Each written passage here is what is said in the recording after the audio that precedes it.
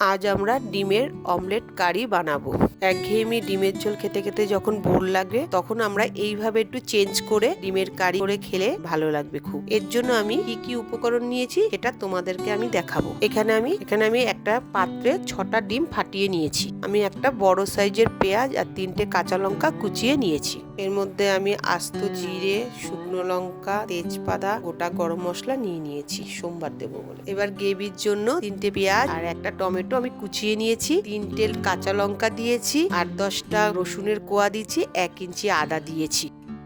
এবার ডিমের মধ্যে আমি পেঁয়াজ কোচানো আর লঙ্কা কোচানো দিয়ে দেবো, তার সঙ্গে স্বাদ মতন নুন দেবো, 1/2 চামচ হলুদের গুঁড়ো দেবো, তারপরে ডিমটাকে ভালো করে ফেটিয়ে নেবো। এবার আমরা গ্রেভির জন্য মিক্সারে পেস্টটা করে নেবো। এখানে আমি আদা, রসুন, কাঁচা লঙ্কা, কুচানো টমেটো মিক্সারে নিয়ে নেবো।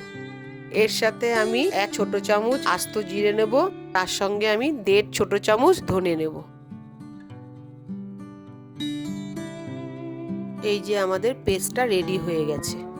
এবার আমি সরাসরি রান্নায় চলে যাব। গ্যাসটাকে জ্বালিয়ে নিলাম। এখানে আমাদের কড়াই গরম হয়ে গেছে। আমি পরিমাণ মতন সর্ষের তেল নিয়েছি অমলেট করার জন্য।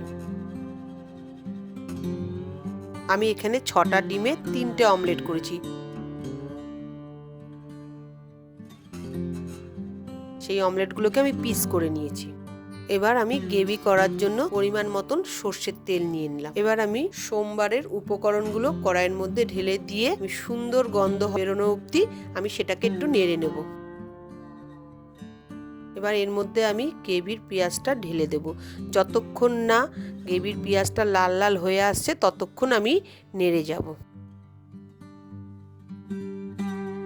পেঁয়াজটা আমাদের মোটামুটি ভাজা ভাজা হয়ে গেছে। এরপর আমি গ্রেভি মশলাটা এর মধ্যে পেঁয়াজের মধ্যে দিয়ে দেবো। এর মধ্যে আমি 1 ছোট চামচ হলুদ গুঁড়ো, 1 ছোট চামচ কাশ্মীরি লাল লঙ্কার গুঁড়ো দিয়ে একটু নাড়বো। এরপর আমি স্বাদ মতো নুন দেব, আর একটু ব্যালেন্স করার জন্য একটু চিনি দিয়ে দেবো। এরপর আমি কিছু সময় কষিয়ে মিক্সির জার ধোয়া জলটা আমি ওর মধ্যে একটু দিয়ে দেবো।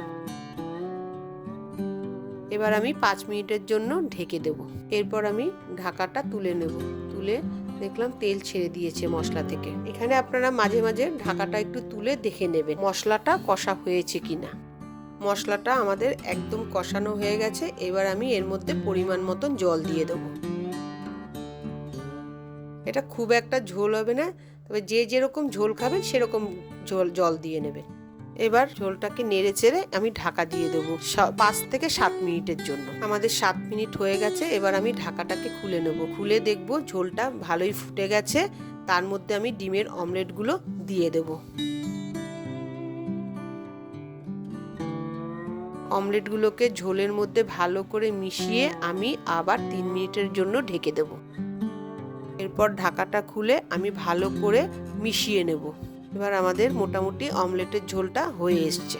এবার আমি এর মধ্যে 1 ছোট চামচ গরম মশলার গুঁড়ো দিয়ে দেবো। এরপর আমি ভালো করে মিশিয়ে নেব। আমাদের রান্নাটা হয়ে গেছে। এবার আমরা গ্যাসটাকে অফ করে কিছুক্ষণের জন্য ঢেকে রেখে দেবো। এটা তোমরা গরম গরম ভাত বা রুটির সঙ্গে তোমরা খেয়ে দেখতে পারো। আশা করছি খুব ভালো লাগবে।